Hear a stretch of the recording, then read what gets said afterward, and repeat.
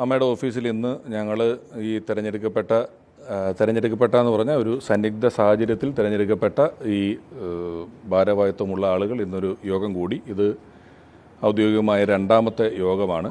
ആദ്യത്തെ യോഗത്തിൽ തീരുമാനിച്ച ചില കാര്യങ്ങളിൽ ഒന്നായിരുന്നു ഇതിനു മുമ്പുള്ള ഭാരവാഹികളിൽ നിന്നും ഇതിലെ ആക്സസുകൾ, നമ്മൾക്കിതിലെ എല്ലാ മെമ്പർമാരുമായി ബന്ധപ്പെടാനുള്ള പാസ്വേഡുകൾ, വൈഫൈയുടെ പാസ്വേഡ്, ദൈനംദിന പ്രവർത്തനങ്ങൾക്ക് ആവശ്യമായ രേഖകൾ, ഇവിടെയുള്ള മറ്റ് ഓഫീസ് മുറികളുടെ താക്കോലുകൾ, പഴയ മിനിറ്റ്സ് ബുക്കുകൾ, അങ്ങനെയുള്ള കാര്യങ്ങളൊക്കെ ഇതിനു മുമ്പുള്ള സമിതിയിൽ നിന്നും വാങ്ങിക്കുക എന്ന ഉദ്ദേശത്തോടു കൂടിയാണ് ഇന്നിവിടെ വന്നിട്ടുള്ളത്. അപ്പോൾ അവർ വന്നു, അവരതിൽ കുറേ അധികം കാര്യങ്ങൾ നമുക്ക് തന്നു. എന്നാൽ പൂർണ്ണമായി എല്ലാ കാര്യങ്ങളും തന്നിട്ടില്ല. അതിനവർ കുറച്ച് ദിവസം കൂടെ ചോദിച്ചിട്ടുണ്ട്. അവർ തരും.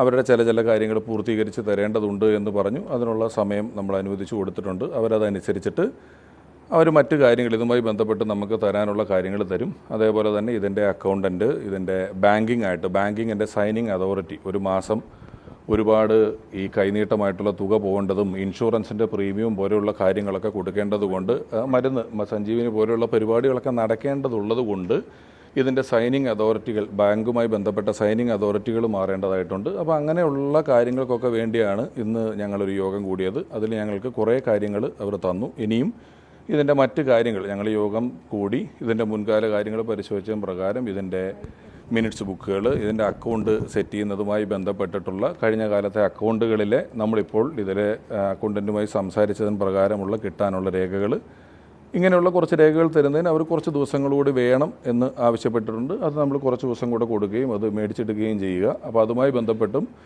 തുടർന്ന് നമ്മൾക്ക് അധികം വൈകാതെ തന്നെ ഉത്തരവാദിത്തമുള്ള ഒരു കമ്മിറ്റി ഇത് ഏൽപ്പിക്കുന്നതിന് ഇലക്ഷനിലേക്ക് പോകേണ്ടുന്നതിൻ്റെ ഭാഗമായിട്ട് നമ്മൾ എന്തെല്ലാമാണ് ക്രിയാത്മകമായി ചെയ്യേണ്ടത് എന്നുള്ളതിനും കൂടെയുള്ള ഒരു യോഗമാണ് ഇന്ന് കൂടിയത്.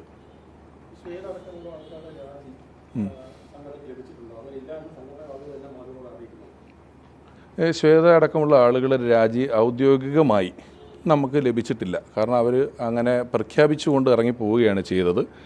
ഇന്നാണ് ഞങ്ങൾക്ക് മെയിലിൻ്റെ ഉൾപ്പെടെയുള്ള ആക്സസ് കിട്ടിയത്. അപ്പോൾ ഈ മെയിലിൽ ഇങ്ങനെ ഒരു രാജിക്കത്ത് കിട്ടിയിട്ടുണ്ടോ എന്ന് ചോദിച്ചപ്പോൾ ജനറൽ സെക്രട്ടറിയായ കുക്കു പരമേശ്വരൻ പറഞ്ഞത് ഇന്നലെ വരെ അത്തരത്തിലുള്ളൊരു രാജിക്കത്ത് നമ്മുടെ കയ്യിൽ കിട്ടിയിട്ടില്ല എന്നുള്ളതാണ്. ഔദ്യോഗികമായി ഞങ്ങൾക്കും കിട്ടിയിട്ടില്ല. പക്ഷേ അവർ പ്രഖ്യാപിച്ച് പോവുകയാണ് ഉണ്ടായത്.